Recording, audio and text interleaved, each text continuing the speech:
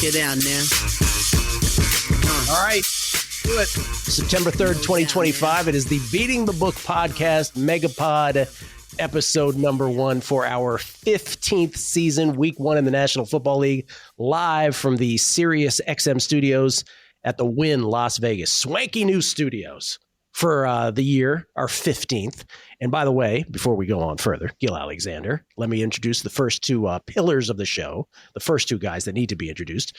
He has been on now for 7. This is the 7th out of those 15 years. From his mom's cork attic in Pittsburgh, Pennsylvania, the star of the Showtime docuseries Action, and of course the star of the MegaPod, Todd Wishnev, everybody. How you doing, Toddy? Because we're the MegaPod champion,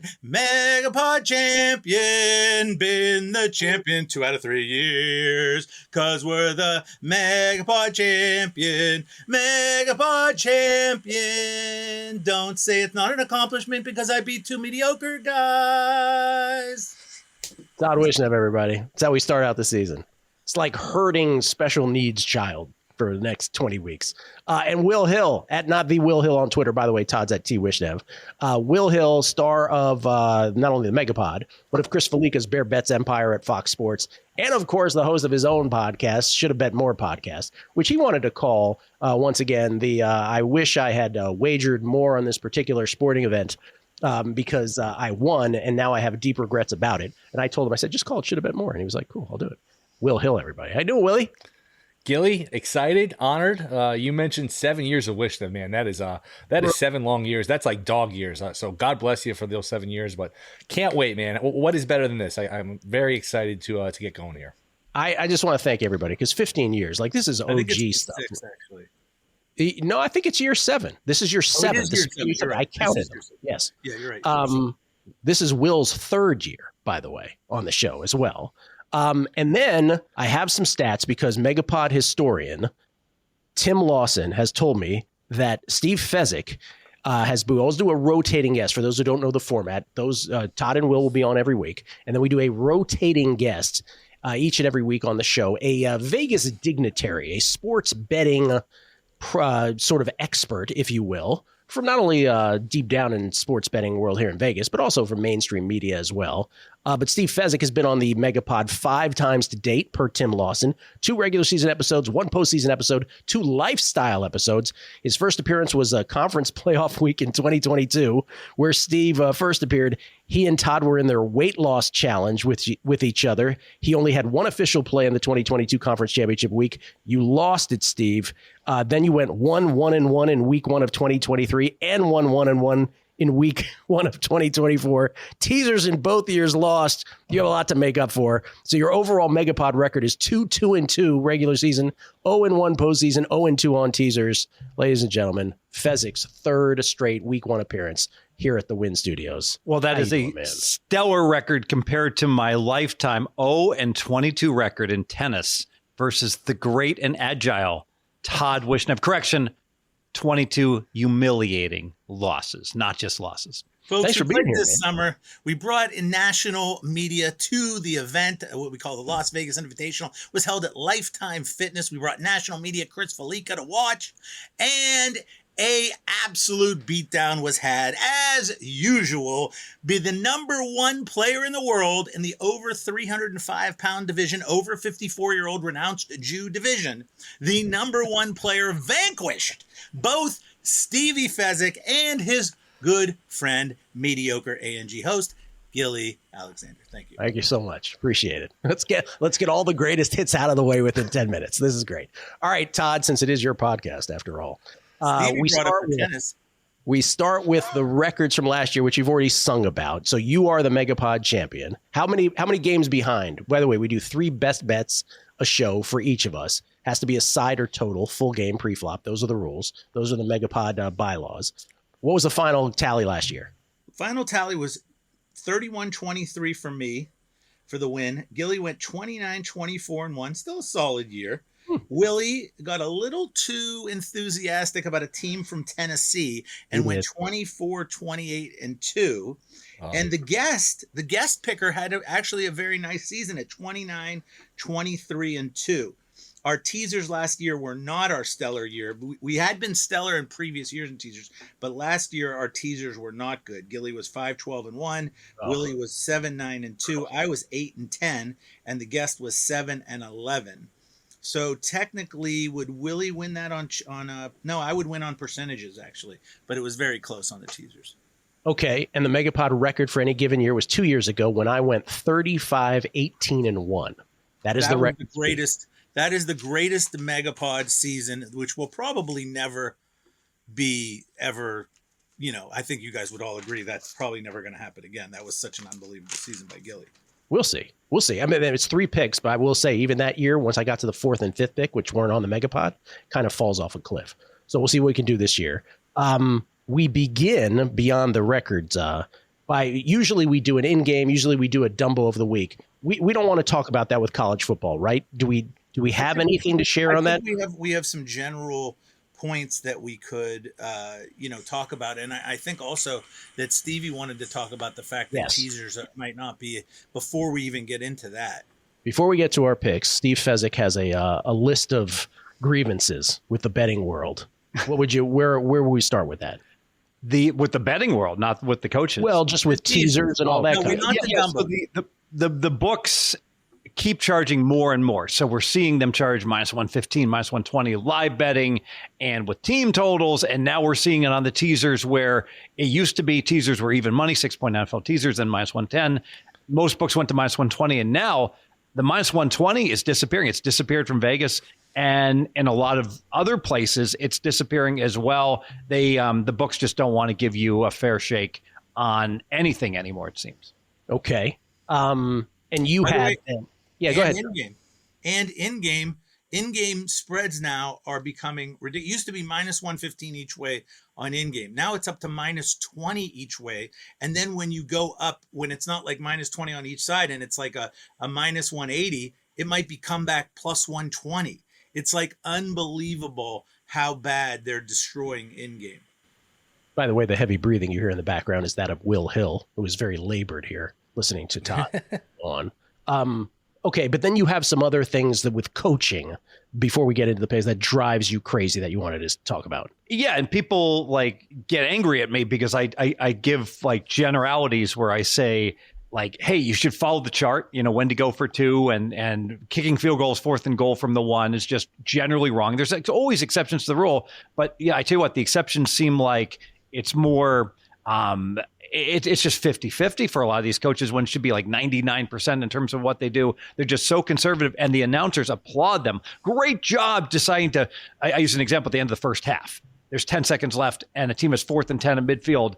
And I literally say, well, sharp 5th grader knows you go for it. I won't go into all the details and the Monte Carlo simulations. And I'd say over half the coaches punt in that situation. Drives me crazy. I can find the whole list that you gave us. Your top 5 dumbbell moves that happen every week. This is per Stevie. 4th quarter, kick extra point to go up 13. Oh, yeah. That one's just stupid. Oh, yeah. Because we might want the other team might score 2 touchdowns, and then we've got to be able to kick our field goal to win, right? Late 4th quarter, kick extra point to go down 7. You hate. Okay. So you're referring to when a team is down 14, they get to 8. Analytics has sort of taught us all that at that point, you're supposed to go for 2. Because you'll win. If you assume you get it half the time, you're going to win 62.5% of the time by doing it. Yes. And you'll win 50% of the time if you just kick twice and go to overtime. Trust me, Stevie is correct on this. Just go on the internet. It's all over the internet. All over the internet. That's right. Just go on the internet, he says. End of half, punt from midfield with 10 seconds left. You see it all the time. It's just be conservative. Yeah. College football attempt a 50-yard field goal. 4th and 3. 4th and 3. 4th and 3. Your chance of getting it, converting the 4th and 3 is higher than the chance of making the field goal. And guess what? If you convert, you might get 7 points instead of 3.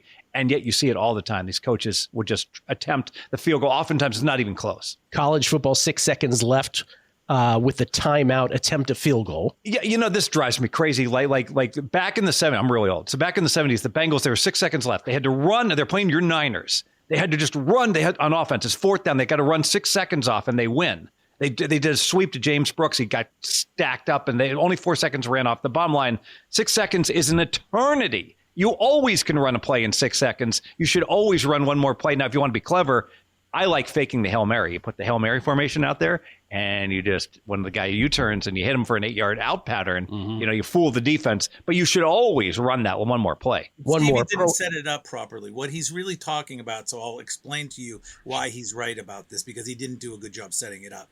When you're at like the 38 or 35 yard line and you're going to get a 53-yard field goal. He's saying basically with 6 seconds left, fake a Hail Mary, throw a 4-yard out pass, and now instead of a 52-yard field goal, you've got a 48-yard field goal. I think the other side of that is a lot of the college coaches don't trust their kids to do it in 6 seconds, or they run down the middle and don't fall down fast enough. But he's actually right. If the team's coached properly, you should be able to get 4 or 5 extra yards. And maybe practice that play during the 3 months of the summer, right?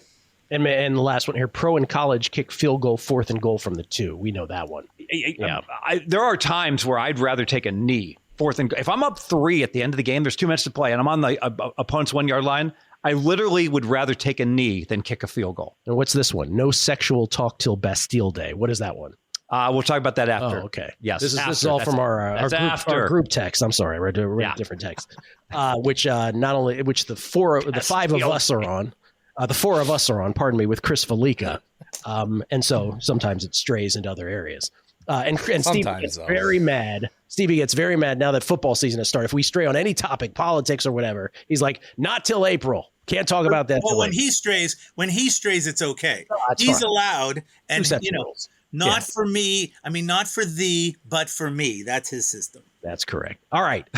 We can start with we have 2 night games, right? So if one of these, either side or total, happens to be one of anyone's 3 best bets, then we include it. Court stenographer, show stenographer, podcast stenographer, Todd Wishnev, taking copious notes on this stuff. So does anybody have a bet on a Thursday night football where the Eagles are now 8.5-point favorites against the Cowboys, largely because of, I guess it's not only because Micah got traded, but also it just feels like money comes in late for no reason now. And right as the game approaches, that's how, when you have tens of millions more people, I guess, betting on this stuff, that's how it works. Do you have a play on that game? I do not, other than a comment. You nailed it. Standalone game. Everyone's been waiting 6 months. They're all lathered up to wager. So if you're going to bet Dallas, probably wait till 10 minutes before the game starts, and then you probably get some great first half number on Dallas or some Eagles team total under, things like that. Rogue numbers right at post. You guys have any play on this? One of your best bets? Philly and Dallas? Oh, mine's Friday night, not this game. Willie? No, thought about taking Dallas. I wouldn't be surprised if this game and the Denver game, because those are 2 obvious teaser legs. I mean, that's going to be in so many people's teasers. Just take the Eagles and the Broncos both under a field goal. I wouldn't be surprised if both these got to 9. I think we're seeing some 9s pop up on Denver. No, it'd be dog or pass for me, but I do pass the game. I don't have a play on here, either side or total. I do agree that, by the way, there's tons of great teaser legs. We'll get to our favorite 2-leg 6-point teaser as well. Friday night, Todd just said he has a play on this. Sao Paulo, Brazil. Sao Paulo, where the Chiefs are 3-point favorites on the quote-unquote road, right, against the Chargers. Do you have a play, Steve Fezzik, on that one? Just a lean to Casey. A lean to Casey, but no play. Willie, a play or no? No play. Lean toward the over, too. If you remember last year, it was Packers, Eagles, and it was like 63 points scored. Really hard for the defenders to get their footing. It was really conducive to offense. So thought about playing the over here, 45.5 or so. I think it's reasonable to get over that total with Mahomes and Herbert. And I think Mahomes and the Chiefs are going to have a renewed emphasis towards making some big plays. They've been very dink and dunk the past couple of years. I think the weapons, offensive line a little bit better than this year. I think Kansas City, we're going to see a resurgent offense, but not going to use that as one of my plays. All right, Toddy, first play of the year. You do have this as a best bet. I do have this as a best bet, and I'm just checking to be sure.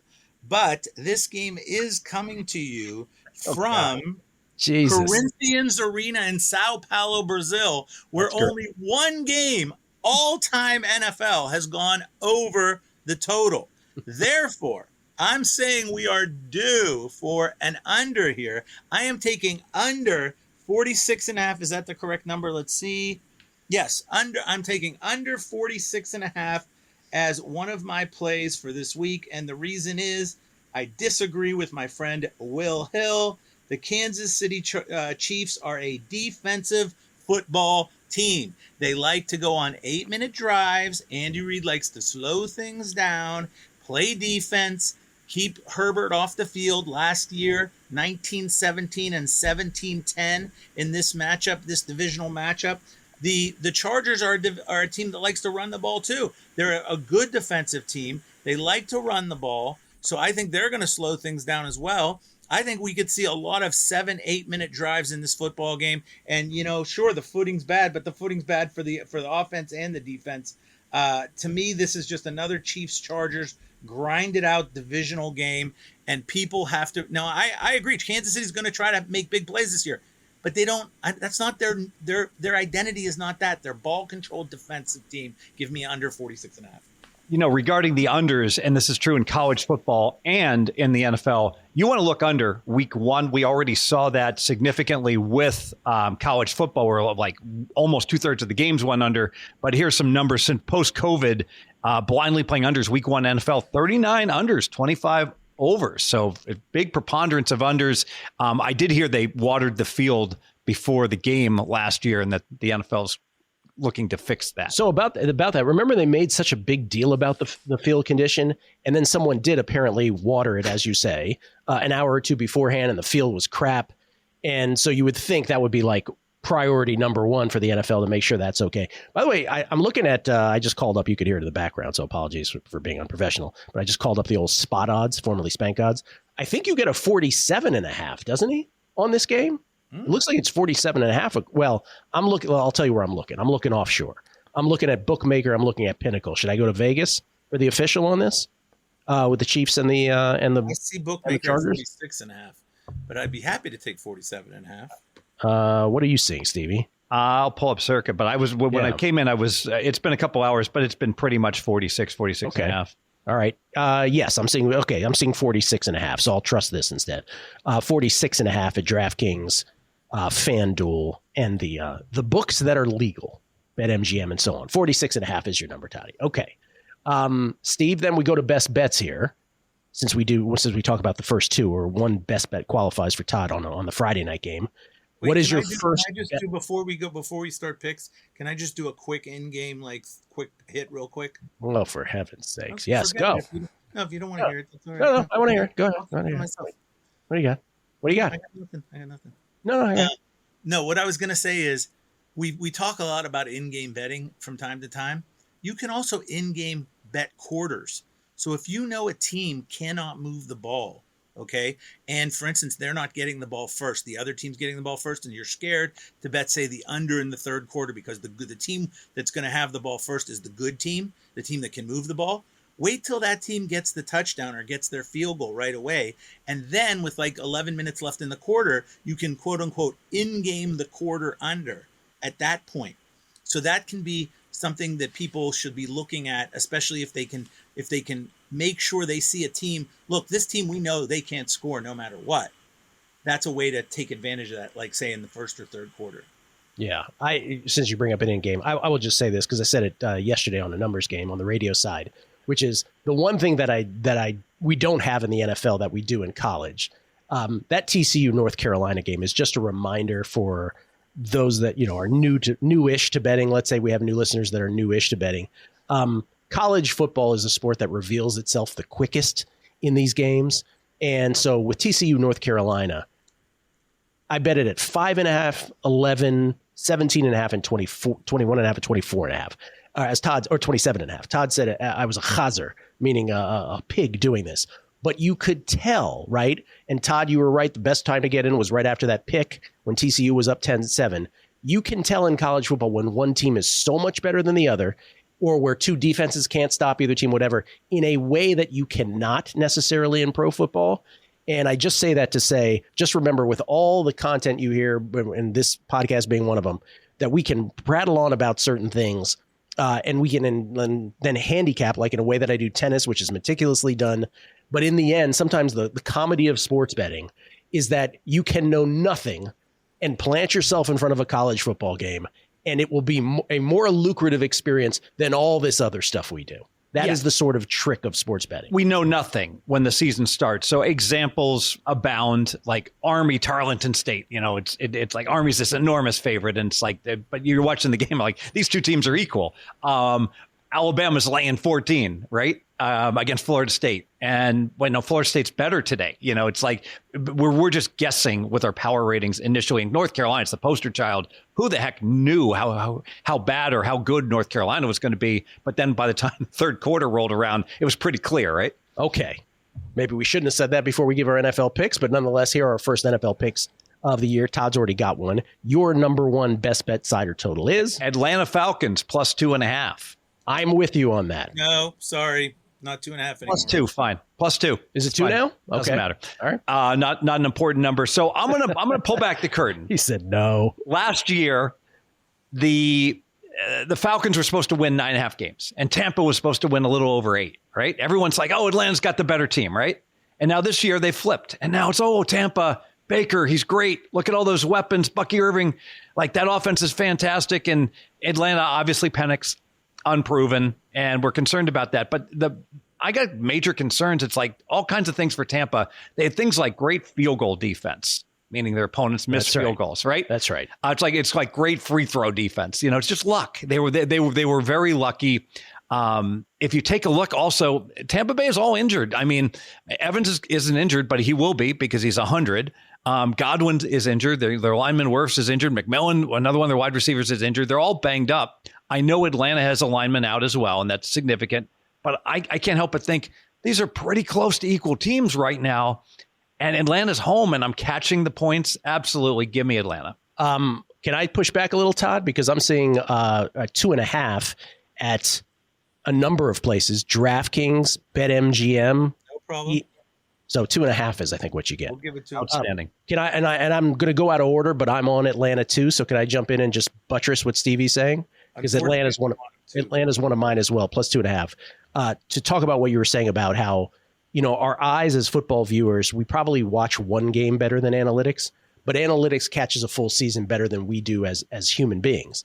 And Tampa Bay, to your point, I'm going to read this here from Cleve TA's great pro football preview guide. The Bucs last year ranked number 1 in the league in field goal percentage makes. Their opponents made the second lowest field goal rate in the league, 75%.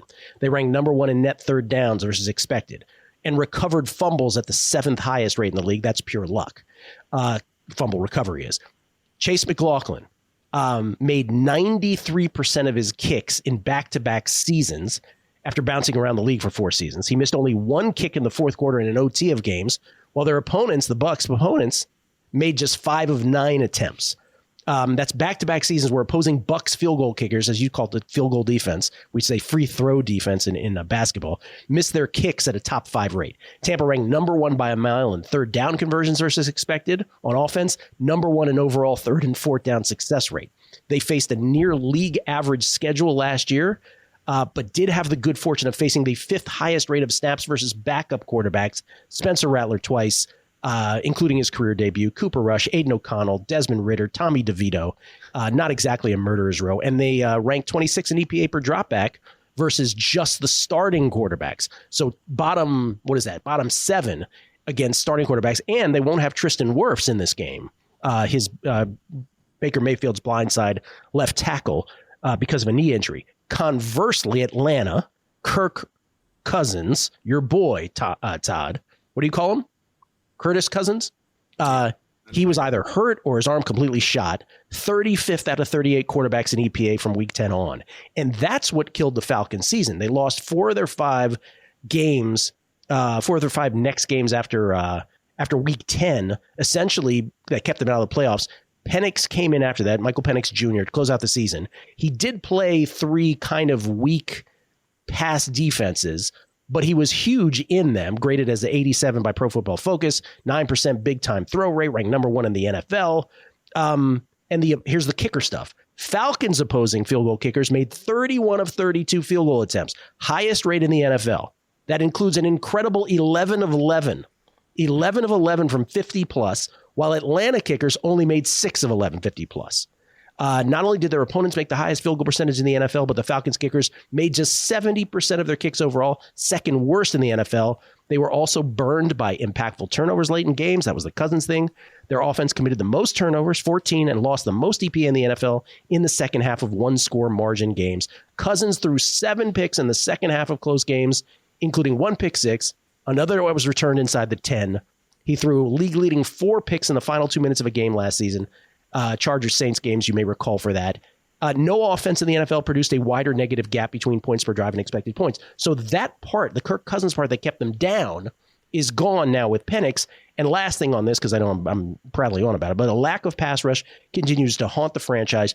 31st in both pressure rate and sacks, 7th best against the pass on early downs, but 32nd on late downs. So they really tried to address that in the offseason. We will see if they did. But that's the point, is that everything that you can't really process as a full season went the Bucs' way. Everything went against the Falcons' way. As you said, you give me 2.5 points at home? Sure, Falcons. This is one of my picks, too. I don't know if you want me to, I don't know. You pretty much covered it. I'll just say pretty equal teams. Give me the home team, give me the points. And teams that get Cousins and insert him into the lineup seem to underachieve, underwhelm. And teams that move on from, like the Vikings last year, seem to be just fine without him. So I will, too, take the points here with, I think, 2 pretty equal teams at home. Sorry to be thorough about the Falcons. Atlanta was one of my picks too, and I think you guys buried the lead. With Kirk Cousins, they were 2-0. 36-30 they won, and 31-26 they won last year. And now they get Penix, who's better than Cousins. So good point. Why can't they win again? I wanted to take Atlanta too. Now I'm thinking about maybe not taking him because all of you guys took him. So I'm going to decide it. That was one of my. It's week 1. If you want the Falcons, take the Falcons. No game theory in week 1. I'm thinking. I'm allowed to think. Okay. All right. You're allowed to think, I suppose. All right. So 3 of us at least are on the Falcons plus the points, which means, where are we now? I can't even remember where we are in order. Well, let's go back to Stevie, right? You go. No, you go again. I get a snake? Yeah. I snake here. Okay. Pick number 2 for me. I will not be nearly as thorough, I promise you. So don't worry about that. This will be on the Detroit Lions catching 2.5 at the Green Bay Packers. I get all the hype on the Packers. People expect a big season from Jordan Love. I feel like the Chiefs and the Lions, that folks have this really strange bad taste in their mouth just because of how their season ended. The Chiefs have still won 9 AFC West and have been to 5 out of the last 6 Super Bowls. I get it. They got crushed by the Eagles. In the same way, the Lions had this epic season, and then the greatest franchise in all of sports, the Washington Commanders, came into town and crushed them in the playoffs. And I feel like everybody has this sort of sour feeling about the Lions. Now, I do acknowledge they lost both of their coordinators, right? They lost Ben Johnson. He's the head coach of the Bears. And they lost Aaron Glenn, who's now the head coach of the Jets. That can often matter. I totally get it. But I just feel like this love for the Packers is a little too much for me.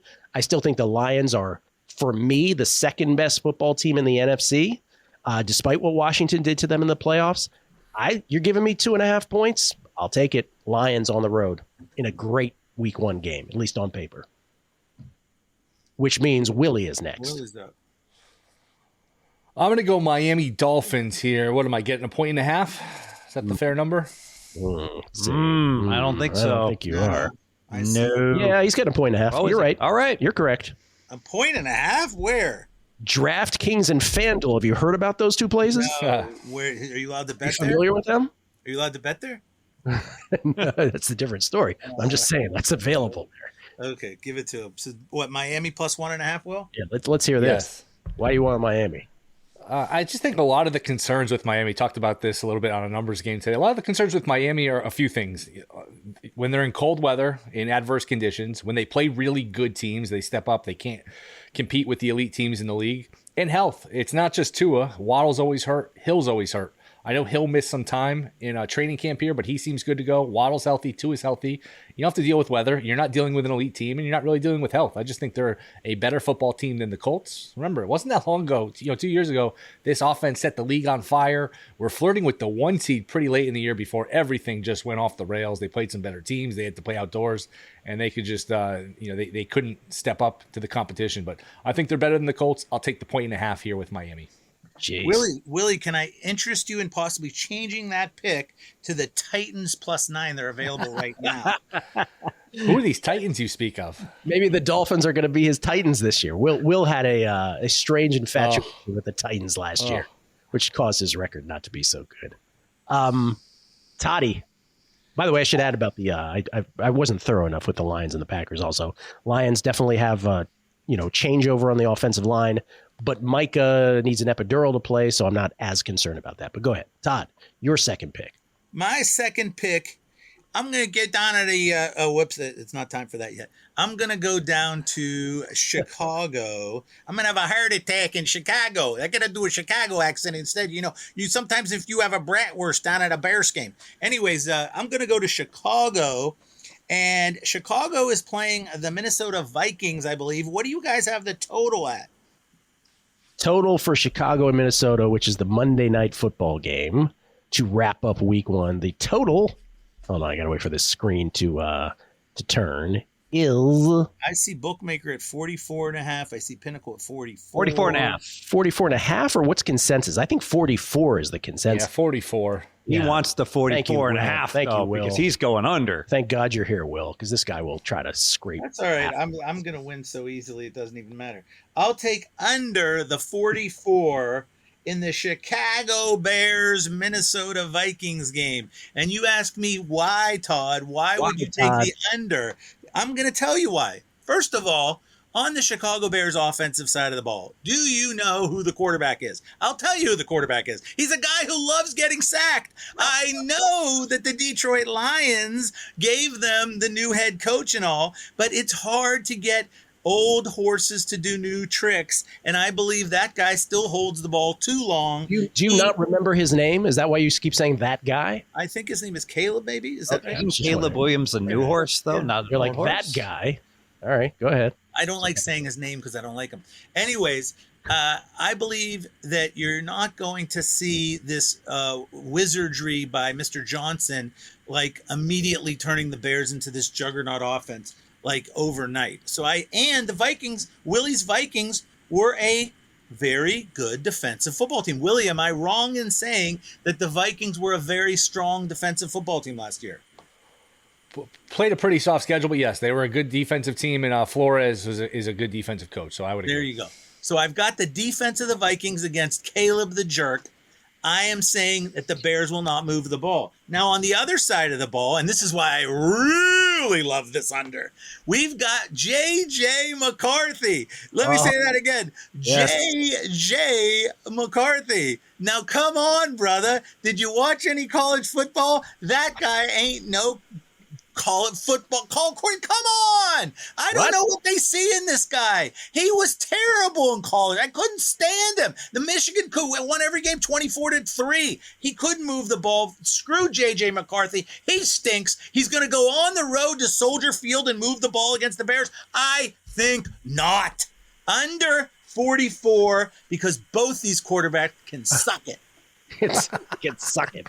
I'm inclined to agree with you on JJ. Like I'll believe it when I see it. By the way, Caleb Williams, just to add a stat, last year, 27% pressure to sack ratio, third highest in the league, and even with a clean pocket, second lowest EPA in the NFL.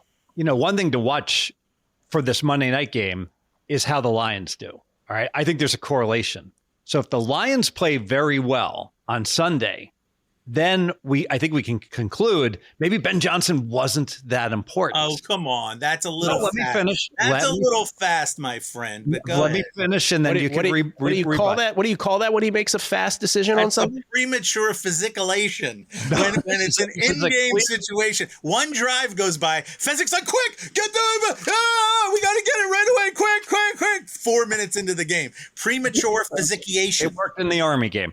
It did not work. And they can't even pronounce it. I understand, but if let's say that the Lions get shut out, all right. Well, all of a sudden, I think the obvious conclusion is, all right, I think Ben Johnson's pretty darn good at what he does, and that's going to help the Bears. Whereas if the Lions score 35 points against Green Bay, I think, you know what? Maybe that's just a good team in Detroit, and Ben Johnson got too much credit for it. And I do think that there is some correlation there. That's pretty interesting. It would take just one game for you to make that determination. That's right. Well, I can't make that determination, but it's more likely. I hear what he's saying. I know Todd is. I like his correlation. One second, Gilly. Yep. I like his correlations. I think he's too fast in them. He likes to be too fast in his correlations. He's like, oh my God, it started raining. It drizzled. Quick, get the under. It's 2 minutes of drizzle. Relax. Okay, where are we now? It's your turn, Todd. No, it's Stevie's turn. It's Stevie's turn. Number 2. All right. Let's back the New York Giants +6. The best bad team that could actually be good in the NFL. So you look at these. Go fuck yourself. You look at the unbiased people that don't have like favorite teams and are fans. I am a mercenary, and I just look at the Giants, and this is a team that actually is lined at 5.5 wins. But they've got good players. Like you look at that defensive front, it's amazing. Front four. They do. I mean, I don't know any players, but you know, you got Sexy Dexter, you got Burns, you got Thibodeau, you got the kid Abdul out of Penn State, Abdul Carter. Yeah, I mean, this is an incredible front four. And you got an adult in the room now, quarterback, instead of Tommy T-Bone or whatever he's calling himself. He's not even in the NFL. He was playing games for them. And now you got Russell Wilson. You got a playmaker in Neighbors. I mean, you got good parts. Compare and contrast the Giants to these other teams lined to 5.5 wins, like the Saints. I mean, they're terrible. They're absolute. And Carolina's lined at 6.5 wins, and Carolina has nothing. They have nothing. They are not good at anything. I could easily see the Giants getting after Washington. Washington's defense is not good enough to hold the Giants down below 20 points. 23-20. We're on the Giants +6. All right, we're snaking. You get your last one. All right. I talk about how I like dogs and I like unders week 1. And so I need to have an under. I'm going to go Houston Rams under for 2 reasons. I think the Houston Texans are a dead nut under team. Dead nut under team. 44 on that one? 43.5 or 44. What do you think? There should be 44s. Okay, 44. Yeah. So under 44. So the Texans, I don't think I have to go into detail. The defenses, they in Denver, I think, have like the 2 best defenses in the NFL. You know, you can make a case for like several other teams like the Eagles. And offensively, that they're challenged. CJ Stroud is not going to be like an MVP candidate. I mean, he definitely had a sophomore slump. And you look at the Rams, you're worried about the Rams, obviously, where the scoring is going to come. But the fact that Stafford couldn't even practice, there's a long trend out there that if your quarterback doesn't play in preseason, betting that team total to go under and betting that quarterback passing yards to go under, this makes a lot of sense, has been very profitable because they just haven't gotten the reps. And so they don't have the timing down. So if the Rams aren't going to score as many points as we normally would expect in Stafford, it's not just that he hasn't been playing in preseason, he hasn't even been practicing. So they'll shoot him up with an epidural, whatever, and he'll play. But I think he will be rusty, and Houston just does not score with that good defense. 2020, we head to overtime. As long as we avoid that touchdown, Gill, we cash our ticket. Toddy, I think I know what's coming. Wait, I'm hearing something. Here at 21-17 is the score. Tampa Bay Buccaneers trail 3rd and goal at the 4-yard line. 12 seconds to play. Baker Mayfield rolls right. Jim, what's he going to do? I think he's going to run for it. He dives. He hit the pylon. Jim, I don't believe it. The Buccaneers are going to win this by 3. And everybody's Atlanta 2.5 down the drain on Baker Mayfield rollout run. Wait, you're purple. The timekeeper has concluded that there is no time remaining after that play, and it is indeed a 23-21. No, I said 12 seconds. That's why I said 12 seconds left. Remember, you can get it more than a play in 12 seconds. With 5 seconds left, Atlanta, the Tampa Bay chooses to take a knee and not risk blocked extra points. Todd, I'm genuinely worried about you when you do that because you really are purple. It's oxygen. Get him an oxygen tank. All right. What's your pick? What's your number 3? My number 3 pick it was going to be Atlanta because everyone went with Atlanta. I don't want to do it. So I'm going to go with under I shouldn't have told you that.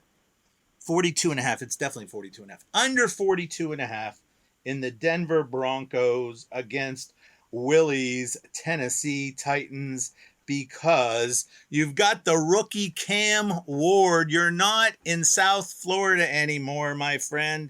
The ladies are not going to be as hot anymore, my friend, in Tennessee. Okay, you're in Tennessee now, Cam. It's not last year anymore. This is the National Football League, and the Denver Broncos defense is absolutely just beastful. I mean, this team is a defensive juggernaut. I love this one. Is any team better than the defensive defense of that Denver Broncos. You got to say it's a top 3 defense. No one can argue. Can anyone argue that Denver's not a top 3 defense? No.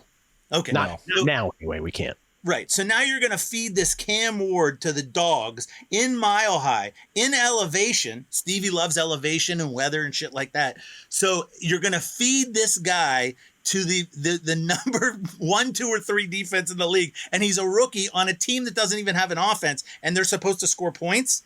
Come on. Get out of here. What are they going to get? 10 points? Okay, so what's the final? 31-10 Denver? Well, that, to me, what does that add up to? 41. That's under 42.5, folks. I'm taking the under with Mr. Payton. Is just going to be conservative. He's going to hand the ball off. He's going to do little Bo Nix tricks, and they'll win at 31-10. But the thing is, the Tennessee Titans are not going to score the football. How are you going to go over 42.5? Give me under 42.5. So here's the irony.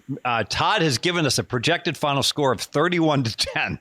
So he likes the under because it's going to win by 1.5 points. But he's going to This is the National Football League. I can't say that Denver -8 because they're only going to cover by 12.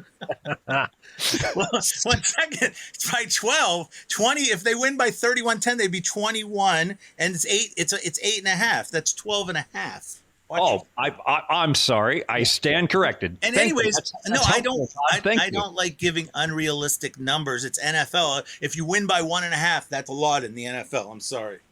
All right. Fine. 24-10. Fine. 24-10 Denver. Big shot. Todd, can I jump in and ask you a question about this game? Because you and I love these this market. Given the game state that we expect here in Denver with a big lead, is Bo Nix at 31.5 passes? Is he really going to throw the ball 32 times with a big lead? Niet. He Yeah, will like not throw the ball. I don't know why I said it in Russian. I don't know but either. He will not throw the ball 31 times. I 100%. You could use that as your optional prop bet, Willie. He tricked me. Check down. I have some. Give that man his money. I have some historical Denver trends for weeks 1 and 2 when we get to the survivor portion of this, but I'll save Does it involve Barry Bonds? It does not involve Thank God. the great Barry Lamar Bonds. All right, Will, what's your last one? I'm with Fez. I like the Giants plus the 6. Wow. These two teams obviously met twice last year. The Commanders won both of them, but only by a combined 8 points. They won 1 by 3. They won 1 by 5. And I hate to do this. I don't mean to disrespect our great host here, my precious, our precious host, our precious idol, Gill Alexander. However, these are the quarterbacks the Commanders faced and beat. Deshaun Watson, Kenny Pickett, Will Levis, Spencer Rattler, Cooper Rush, Trey Lance, Andy Dalton, and Daniel Jones twice. I don't understand your point. I'm with Fez. Commanders by a field goal here. I'll take the points. The red rifle stuff. I just want to say this. Like the pendulum swing, I get it. Jaden Daniels, the Skins won a lot of dramatic games. The Hail Miriam against the Bears, the game against the Eagles, dramatic wins against Tampa Bay and Atlanta. Cincinnati was a big one. I'm probably forgetting one. New Orleans by 1 when the refs cheated. New Orleans when they try to cheat Washington. That's right.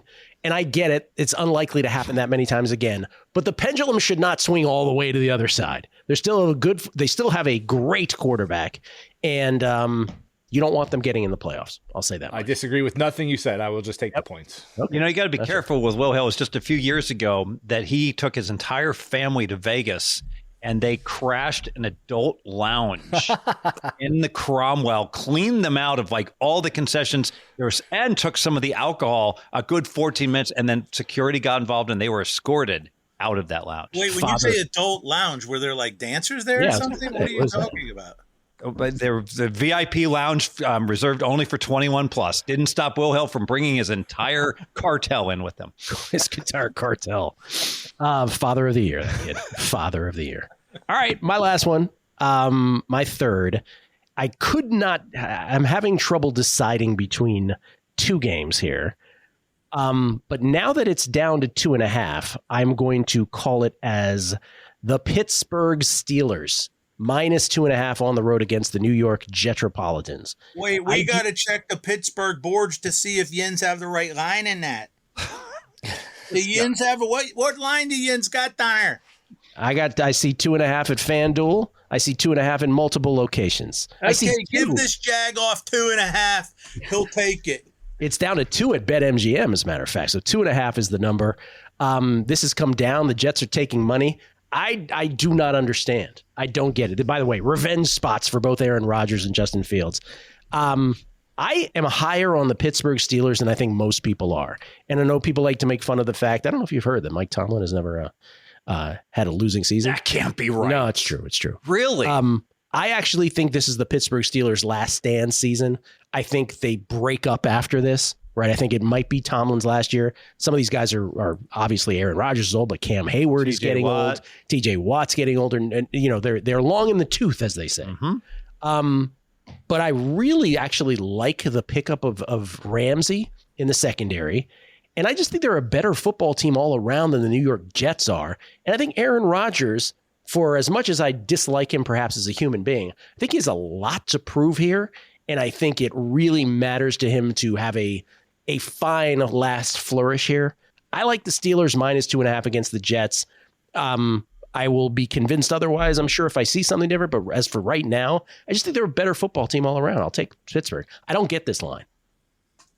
I make it 2.75, so I got no dog in the fight. I'll say this. 2.75 over here. I don't I really dislike both quarterbacks in this game. I think betting against both these quarterbacks for achievement over the course of the year will make you money. The one that I almost played was the Baltimore Ravens at Buffalo, but I will steer clear of that now that Baltimore. I think Jens might be overrating us a tiny bit down there because look, our offense was never really the thing, or it was our defense in that, and our defense just collapsed down a stretch.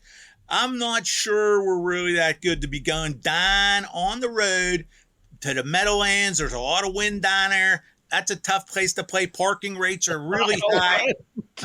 Isn't there wind in Pittsburgh too? No, there's a lot more. There's a lot more wind down in Meadowlands than that. I'm just saying. It makes that's twice in a row now. He's not making much sense. All right. Those are the best bets. Teaser of the week, because we keep a tally on these as well. This is our favorite 2-leg 6-point teaser of the week. Steve, you first. All right. So shop around. Make sure you get -120 on your 6-point teaser. Don't bet it if you can't find that. We're going to go. Obviously, I like Atlanta +2.5. So it's a Wong teaser. So we're going to take Atlanta up to +8.5. Yep. And I think everyone has made a very convincing argument. I mean, Todd has Denver winning by 14 to 21 points. And all they got to do is win. What could go wrong? That's obviously going to be, team number total, one baby. in the Tennessee Survivor. Team total under. We'll do Denver. We'll do Denver with their teaser with Atlanta. Denver and Atlanta. Toddy. Yeah, but is he doing that even though bookmakers at 9 now on Denver? Is it consensus 9 or is it consensus 8.5? That's what we go by. I'm asking you. I see a lot of 8.5. I see a lot of 8.5. So he gets the 8.5 down to 2.5. So minus 2.5 for Denver. Stanford Wong teasers, for those who don't know, once again, Stanford Wong, the pseudonym of, I see like 8 in some spots. The pseudonym of John Ferguson, who wrote the book. What was the name of the book back in the day? Sharp Sports Betting. Sharp Sports Betting went by Stanford Wong. Still holds up. Still holds up. At that time, he identified the 3 best teaser legs. Dogs of between 1.5 and 2.5 points, either home or road, teased up through the 3 and 7, and home favorites of between 7.5 and 8.5 points, teased down through the 7 and 3, not road favorites. Yeah, a little more volatility, a little more dangerous with an 8-point favorite. Anyone's been playing Survivor with teams like the Cincinnati Bengals probably can relate to that danger. Toddy, what's your teaser? My teaser is going to be, I think I like the Atlanta one too. I'm going up to 8.5 on Atlanta. And on the other leg, I do like Denver too. I hate when this podcast catches you off guard. because I had so many. I had a couple of legs that I actually like, but I guess I'll just do that. I'll just do the same one. Todd likes legs. Were we interrupting you? Were you doing something else? Really? No, I was looking at another leg that I liked in the teaser area, which was okay. Start with the filibuster. Let's go, Will. What do you got? Oh, the Seahawks. What do you have for the Ravens-Bills line? Bump them up. Ravens Bills right now. Ravens Bills. By the way, I can't tell you how happy we're at the SiriusXM studios at the Wynn here in Las Vegas. I cannot tell you how happy I am that with the 4 different people speaking for the last 2 years, the host's audio was the one drowned out when Todd spoke. Not this year, baby. He's getting drowned out. I'm so happy. Makes me so happy. To answer your question, Ravens are I see one, and they are 1 point. I don't know. I'm seeing all over the place. I would say their consensus 1 point favorite at this point, but I don't know. It's kind of all over the board. I agree. Ravens -1. Yeah.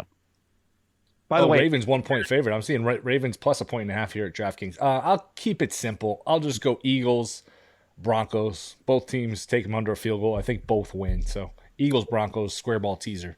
So Eagles what? Minus what? Eagles -2? Yes. Yeah, 2. There's some 8.5. So, and then Denver. I'm not gonna fight. I'll save my fighting for half points for later in the year. Say Eagles -2.5. Yeah. Okay. Fine. Eagles 2.5. Denver 2.5. Sounds good. He said, "Sounds good." Yeah. No, it's 8. I'd say Denver's 8.5. Also On the prop bets before the show started, if you did bet Todd to speak more than Will Hill -200, cashes. It's already cash. So that's the Under wrong line. cursing It was is -500, bitch. Yeah, it would be. Oh, there we go. I was just gonna say we haven't had a curse yet. Under 0.5 swears was big time odds. But that's the volume on Todd Wishnev. I think we're up to 3 swears. Somebody, by the way, somebody on Twitter during a numbers game today told me, he goes, "Hey, could you not swear? Like, I know the other guys swear, but like it doesn't feel right coming from you." I'm like, "You obviously have never met me. I apologize for my swearing. I'll try not to." You were like, "Sir," on the tennis court, like you fall down trying to get his passing shot, and Todd doesn't say, "Are you okay?" He says, "Take that, bitch." That's right. All right. Mine is I'm going. Well, it's consistent with 2 plays I have.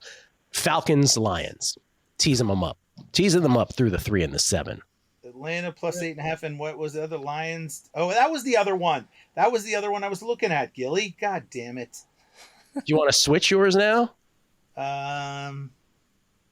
Yeah. I want to do Atlanta with the Lions. That's the one I wanted. Lions plus 8.5. I like it better than the Denver, because if something goes wrong with Denver, I don't want it to destroy both my stuff. So I want to go Lions plus 8.5. I know this part bothers you, Todd, but I do want to, obviously with the season starting, everybody who's playing Survivor is alive. So I want to talk about it. Obviously, as the year goes on, it tapers off because we don't know what everybody's used, even if they still are alive. But as far as this one, Circa is the Survivor that I'm in.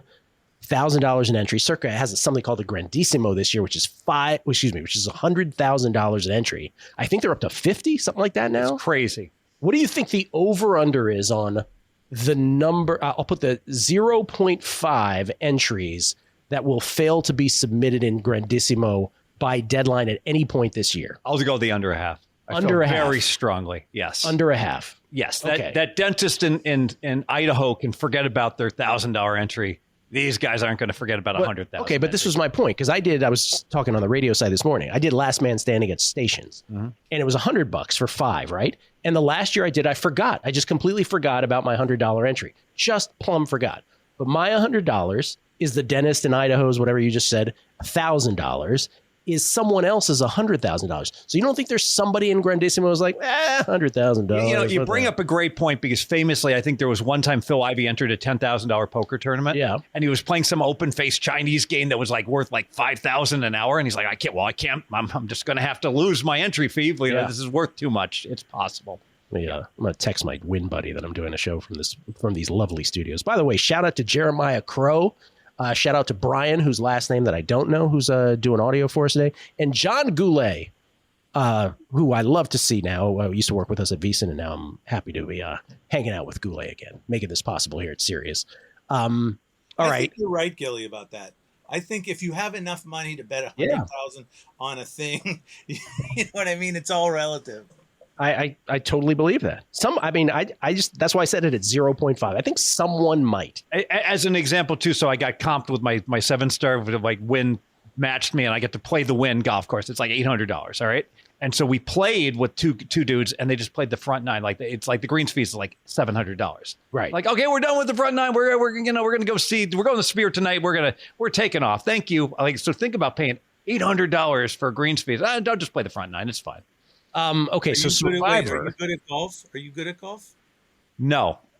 No, that's not surprising. Oh, let's have a golf discussion now. Okay, so I have 6 entries in the standard Circa Survivor. Are you playing Survivor? Yes. Yes, but I'm not going to determine how many entries I'm going to have till Friday.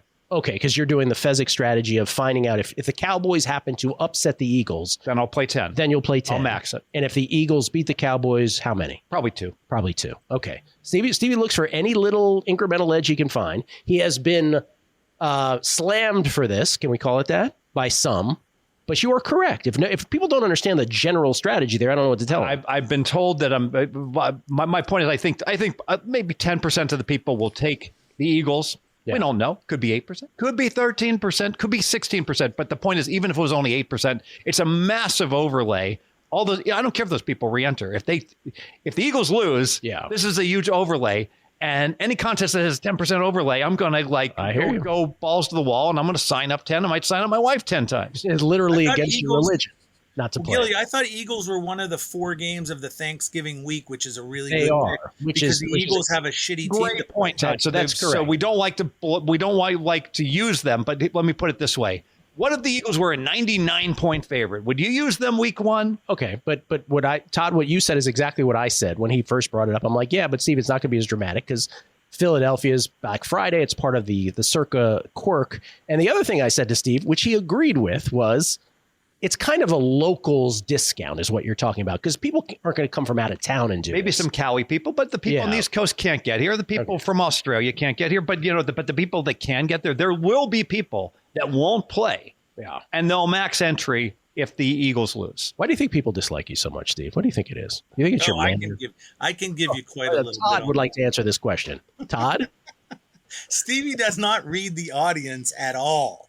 So what he does is he thinks he's just being a guy. He's just saying things. What are you talking about? I'm not and he doesn't understand that he comes off as a know-it-all jackass. And we know him as not that guy. I mean, on the tennis court, he's not very good. But as a guy, he's a good guy. But he doesn't understand how he comes across because he can't read the room. That's why he also can't understand why a guy would leave on the 10th hole at the Wynn. He can't put himself in the other guy's shoes. All right. So here's what I think I'm going to do. Don't hold me to this, but I have 6. I think I'm going 3 on the Broncos, which I know is going to be the number 1 pick team. But for all the reasons Todd said earlier, Cam Ward, rookie quarterback, in elevation, first game. And the Broncos, by the way, I get this from Tanner, who is Dr. Bob's assistant. The Broncos at home, weeks 1 and 2, dating back 52 games, 42-10 straight up. 42-10 straight up. By the way, if you're wondering, ATS, not necessarily a great point at this price point. By the way, this goes all the way back to 1980. Weeks 1 and 2 since 1980, 42-10 straight up. They are 31-18-3 against the spread weeks 1 and 2 since 1980, but 17-4-3 from -3 to a dog, only 14-14 weeks 1 and 2 against the spread when they're greater than a 3-point So think of it. This trend makes sense. Yes. All right. So you got these out of shape football players, right? Yep. They haven't played themselves into football shape, and they're going into, I don't know if it's elevation or altitude or attitude. Yep. But the game's on the line, and you're breathing really heavy like I am when Todd's rolling me in tennis. And it's just like, you know what? If by some miracle I can make it close in the game against Todd, he's always going to win the close games because that intangible, and in this case, the elevation's going to matter. All right, so I'm taking 3 on I think I'm doing 3 on the Broncos, and I think I'm going 3 on, you ready for this? Can you guess? Wait, Gilly. Before you do that, you should also mention that Denver really doesn't have a ton of other spots where correct. you would need to use them. I just looked at the old grid, and I see maybe Giants at home week 10. Other than that, what else do you see? Jacksonville at home week 16. Other than that, you don't see any obvious places where you would want the Broncos, no? That is a spectacular point. Giants week 7, Raiders maybe week 10. Maybe neither of those is as good as this one, though, so their future value is not something that you really have to worry about here. So the Broncos make too much sense not to do some. And I get it. You want to optimally stay off the number one most picked. But everyone's doing that. But people are going to do that. And I think only 43% are going to take these Broncos because everyone wants to be contrarian and take the Jaguars. So and it's going to be 31-10. What about 31-10? The other three I think I'm putting on, and you're going to hate me for this, I think I'm putting them on the Bengals again. Like I did last year. That didn't work out. And here's the reason for the Bengals thing. I know people are saying don't do it, but here's the reason. It's a division game, so people like in Survivor, like, oh, you can't play a division game. They're on the road. Oh, you can't play a team on the road. And because of what happened last year, week 1 and week 3, where they committed carnage or induced carnage on everybody.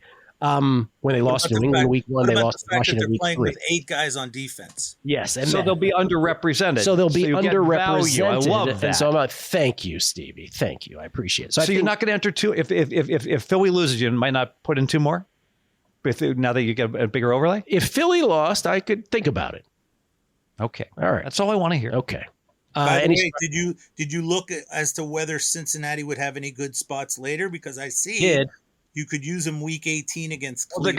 They're going to host Cleveland. So if it's good at Cleveland, it's better when they're hosting Cleveland. There's week 8 versus the Jets as well. Ooh. Yeah. So there is future value on the Bengals to Todd's That's week 10. Week 10 at the Jets, I think, is what you mean. Right? It's fine. Oh, is that correct? Did I mess that up? Yeah. Okay. It's actually the other value possibilities for. Oh, wait, I'm sorry. I did that wrong. Week 8 at home against the Jets. You're correct. They also could theoretically have Jacksonville week 2 at home. You might need them there. Yeah. And by the way, the other team, the Cardinals, which is a big favorite, right? The Cardinals, besides the Commanders, the Cardinals and Eagles. Eagles, we've already talked about in Circa, has the Thanksgiving value. The Cardinals, that is, you could play the Cardinals next week against the Panthers or week 5 versus Tennessee. So maybe you don't play the Cardinals against the Saints at that. So anyway, that's how I'm thinking. Will I make it 3-3? I don't know, but that's how I'm thinking it through anyway. One more point towards this overlay. You know how they show implied value of every entry? Yes. If the Eagles lose, how good is it going to be to know, before the games even kick off on Sunday, you're going to say implied value, $1,105 before it only cost you $1,000. That's right. You could sell it at a profit. You could sell all of it off and lock in a profit. A perfect example of the only person in the world who gets a boner from 1105 implied value. The only person in the world. Only person. Besides Itzik and Stevie. Two people. It's not the only person. Sorry. But in fairness, Todd, it's quite the boner. I'm pretty sure. For people that are only listening, the camera is on us from chest up. So Todd is just making some jumping to some conclusions here. Yeah, that's right. Okay, so before we get to the final 2 questions, which have been the final 2 questions of every Megapod ever in 15 years, I said before. Can I just finish the sentence? Yeah. God bless America. Before we get to that, Todd would like to add his favorite prop of the week. Well, no, I wasn't. Go ahead. If you don't think it's a good idea, we don't have to do it. I think it's a good idea. I said before we get to that, I was about to introduce you to do that. Fine. Oh, my God. But by the way, I'm saying Willie can't use any. Willie can't use any cheat props. He's got to have his own origination if he's going to do a prop.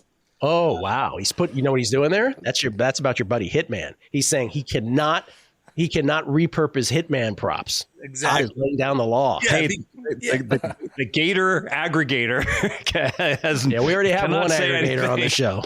That's right. Because I don't want to hear Zacchaeus under a half a catches. I heard he's going to play in the second quarter for 1 drive or some bullshit like that.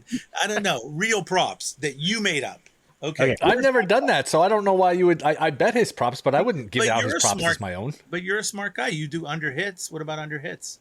Okay. Anyways, I'm going to take Thomas Boswell. I know that's not his first name. Chris Boswell to get over 1.5 field goals minus 145. If you look at the Steelers offense, it's an offense that oftentimes bogs down and they are stuck kicking field goals. Boswell only 5 times all year last year did not get 2 field goals. And some of those were when the Steelers were trailing by so much, there was no reason to kick a field goal. So if they're going to be in the game against the Jets, which I would suggest they would be, it's probably going to see 2 Boswell field goals. So give me Boswell over 1.5 field goals minus 145. I like that. I've seen a bunch of people on Twitter give that one out. I'm going to tail that one with you. I agree. What was the kicker's last name, Todd? I missed that. Chris Boswell. He's a Yinzer. His real name down here is Chris Boswell and that. And sometimes we go to a big mill down in East Liberty and we say, look, Chris, just keep kicking that ball through them damn uprights and that. You know, I actually really like this because the conservatism of the Steelers, and it might be windy though. Be careful, but you're not joking. That's the toughest kicking stadium in the league, Meadowlands. Even though the total's 38, you know, you can just see 5 field goals being kicked in that game, can't you? Yeah, for sure. Willie, you have one too? Yeah, I think that was opening week last year against the Falcons. They won like 18-10, I think, with 6 field goals from Boswell. I'll go with the one we discussed earlier. Bo Nix under 31.5 pass attempts. I just think with a big lead that we expect him to have, you know, I think Sean Payton can rely on the running game, the defense. You're going against a rookie quarterback, so is there a little bit of, hey, let's not lose the game. Let's just win the game with our running game, with our D. So I don't know that Nix is going to be throwing the ball all over the yard here and getting to 32 plus passes. So I will go Nix under 31.5 pass attempts. Is that okay for you, Todd? Is that original enough for you? Is that you have an issue with that? Okay. I actually love it. And, you know, Willie, sometimes on our group text, we call him Rodney because if I don't play his picks, he goes, you don't respect me. And I go, that's right, because you're Rodney Dangerfield. But this time, that's the first thing. I give him absolute respect for this pick. Knicks under 31 and a half attempts and a 31-10 win. Absolutely. What was the one we talked about last year? Was it Goffle? We played under attempts. They were a big favorite against Jacksonville, and Campbell kept throwing the ball like up 50 points. We had a stone cold winner because the Lions were winning by 100, and that asshole in the fourth quarter continued to throw. I was literally ready to fly to Detroit and like murder those people. You know, I really like both these plays. In fact, I want to congratulate both of you for what I believe are sure winners, especially the Boswell. That's a winner. Todd loves that. A winner. Since everyone else came, I'll come with one. And I'm just in case someone's going to be critical that I'm aggregating something, I'm going to suggest you bet this each and every week until further notice. New England Patriots running back Henderson. He's the running back 2. I think he's going to be the running back 1. So over 9.5 carries. I think he's going to get more carries than Stevenson. If it doesn't win week 1, just double down and bet more week 2, etc. Even if it does win, I think it's going to be a big year for Henderson. Talking about Travion Henderson. Yes. Okay. I'm not giving a prop because I just did the Survivor thing, but the prop thing caught me by surprise. Okay. Final two questions. Next week, you'll be expected to have a prop. Okay. I'll have a prop next week, I promise. Todd was doing format changes. Todd will be the emceeing the show. Jeez. I'm trying to improve the MegaPod. You have to continually evolve. I appreciate it very much. Okay. Final two questions of each and every MegaPod for every one of them for 15 years. Question number 1, which of the big favorites, in your opinion, is the most likely to lose outright? Here are the choices. Are you ready? Here we go. Eagles, 8.5-point favorites hosting the Cowboys Thursday night. The Washington Commodores, 6-point favorites at home against the Giants Sunday morning. Arizona, 6.5-point favorites on the road against Nolans. And the Denver Broncos, aforementioned Broncos, 8.5-point favorites at home against the Tennessee Titans. Those are your choices. Stevie. And Dexter Lawrence with the strip sack, and the G-Men have picked it up. They're going to the house for their second fumble 6 touchdown in a shocking 24-10 upset win. 24-10? Your New York Giants. All right. So you First say, of all, Washington. That's not the way you do the announcing. You have to set it up so that the last play of the game and the pylon is involved. Otherwise, it's not for real. You also have to cheat death by losing all your oxygen. I want to bring back the flags. I like those flags. It's still a flag pattern. Why have the pylons? Make like a styrofoam flag. Oh, by the way, we're getting replay assist. Is that a thing this year? Yes. That's happening. Who the hell can keep track? I don't know. Yeah, I don't even know. We saw it in preseason. This ain't tennis. Like, it all starts with where a human spots the ball. So it's like, how could they not realize that? Be serious. Say again, Todd. I don't understand how they could even think that they're doing anything. I have no idea. It's accomplished as 0. Yeah. Todd, what is your big favorite most likely to lose outright? Big favorite, most likely to lose outright is probably, I have to agree with Mr. Stevie, but I can show him how it's actually done. The Giants trail by 12 late in the ball game here. Is the first and goal from the 7, back to pass. He throws over the touchdown. The Giants are going to cover. Only losing by 5. Look at him. He's like an eggplant purple. Neighbors with the tremendous catch. I hate all of you. All of you are horrible human beings. No, Gilly, I made it so the Commanders didn't lose, just they didn't cover. Oh, thank you. That's allowed. Willie? I, too, am going to go with the Commanders. I just think their fans are so arrogant about Super Bowls they won 30-plus years ago that arrogance is going to somehow seep into the players and get them beat here on Sunday. Nothing personal with you. I'm talking about their other fans, not you. Doesn't sound personal at all. Because I don't agree with that, first of all, that they're the most likely to lose outright. What I do believe is that the Arizona Cardinals are the most likely to lose outright. Why? Because they're the Arizona Cardinals. Yeah, I'm with and you. As bad as New Orleans seems to be at quarterback, with Spencer Rattler, Tyler Shuck being quarterback number 2, and I'm actually high on the Cardinals this year. I actually think Jonathan Gannon's a great Coach of the Year play at 14-1 or better. I just don't trust it until I see it. Kyler Murray says he's going to run more this year. His chemistry with Marvin Harrison can only be better.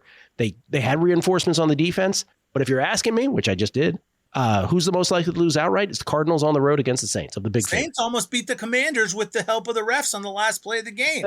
That's right. 17-16 at home. I could see that could be one where you're sitting on the couch. It's 1 o'clock Eastern and it's like 103, 104. Nobody scored yet. And you get the alert.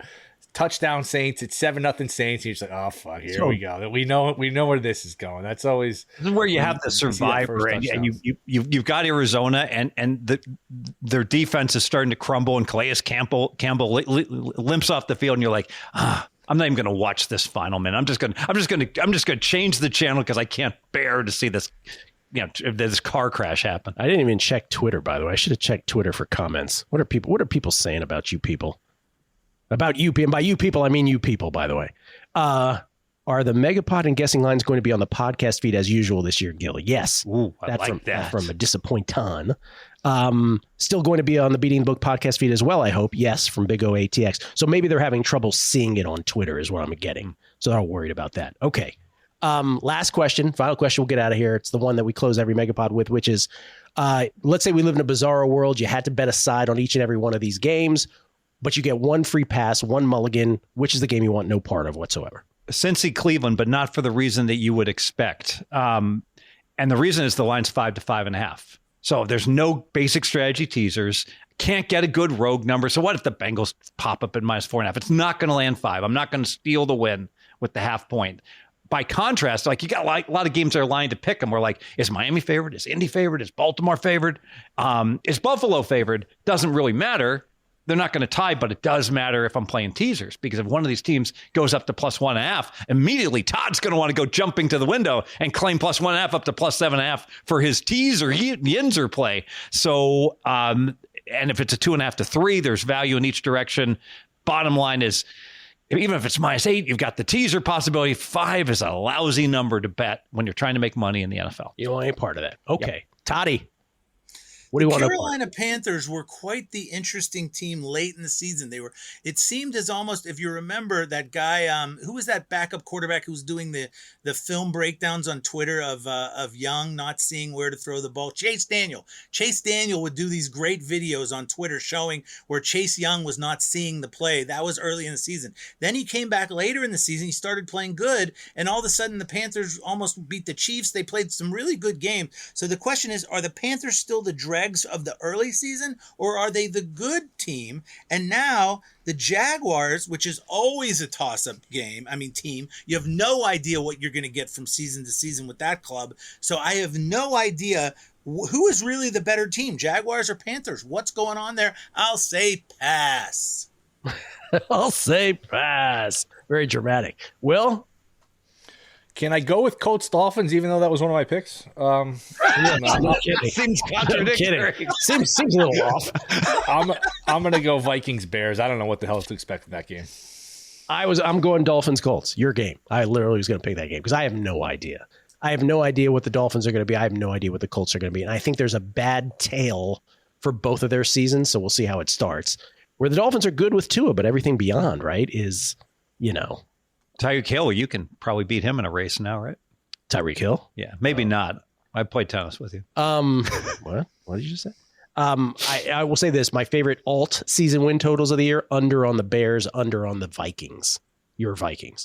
Speaking of bad tails to a season, I think the Bears and the Vikings could have a miserable outcome. Willie's crying in the corner right now. His Vikings. Two quarterbacks. No, they got a tough schedule. They hit the middle of the season, then they got those overseas trips, then they get like the Ravens, the Eagles, the Lions. They got a pretty tough stretch in the middle of the year. And they won a lot of close games last year. So, I mean, that's a good roster, and they're well coached.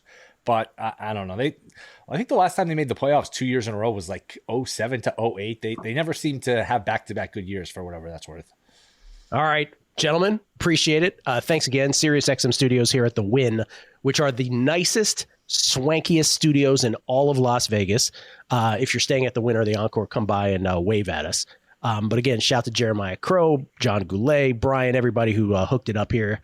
Steve Cohen and everybody beyond who made this happen. We'll be here all year. And Todd, we can customize this background. So I'm thinking like a big picture of your face behind us, maybe?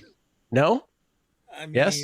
No? Yeah, or me with a tennis racket showing how I'm number one in the world. That would probably. Todd is 12 feet tall at the net. He is. The sun goes away when he's at the net. For Steve Fezzik, thank you for doing this again, Stevie. Appreciate it. Humbled to be here. The only back-to-back winner, the only two-time winner of the Hilton Super Contest, Steve Fezzik. You'll follow him at Fezzik Sports. Todd Wishnev at T Wishnev on Twitter. Can I just say about my WhatsApp in game? Oh, for fuck's sake. Okay, go ahead. So I have an in-game thing where on WhatsApp where I give all my picks. We're off to a rousing start in college football, 33-20, up 10.71 units, and not Fugazi units like Fezzik uses, just 1 unit per play. And if you want to get on that WhatsApp, it doesn't cost anything. Just send me a message in the Twitter, and I'll be happy to add you next time I start adding people. I just added 200 new people, and it takes. But tips are appreciated. Yes, don't they have to compliment you too? Don't you not accept them unless they compliment you about it?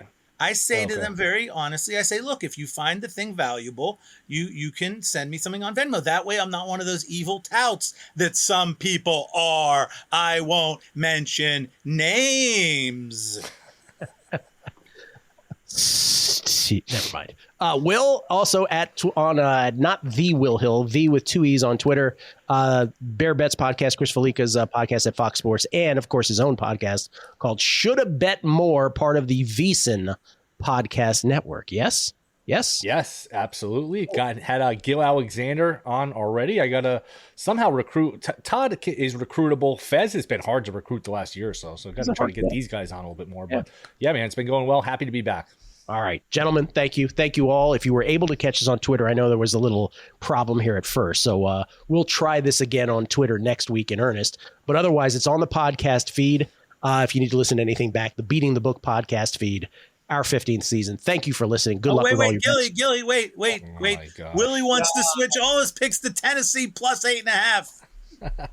Goodbye, Todd. Goodbye, everybody. Thank you for listening. Good luck with all your week 1 bets in the National Football League.